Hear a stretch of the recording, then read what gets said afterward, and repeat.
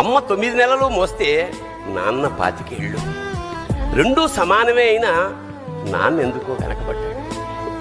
ఇంట్లో జీతం తీసుకోకుండా అమ్మ, తన జీతం అంతా ఇంటికే ఖర్చు పెడుతూ నాన్న, ఇద్దరి శ్రమ సమానమే అయినా అమ్మ కంటే నాన్న ఎందుకో వెనకబడ్డాడు. ఏది కావాలి అంటే అది వడ్డీ పెడుతూ అమ్మ, ఏది కావాలంటే అది కొని పెడుతూ నాన్న, ఇద్దరి ప్రేమ సమానమే అయినా నాన్న ఎందుకో బాగా వెనకబడ్డాడు. ఫోన్లోనూ అమ్మ పేరే, దెబ్బ తగిలినప్పుడు అమ్మ అని పిలవడే, అవసరం వచ్చినప్పుడు తప్ప మిగతా అప్పుడు గుర్తురానందుకు నాన్న ఎప్పుడైనా బాధపడ్డా?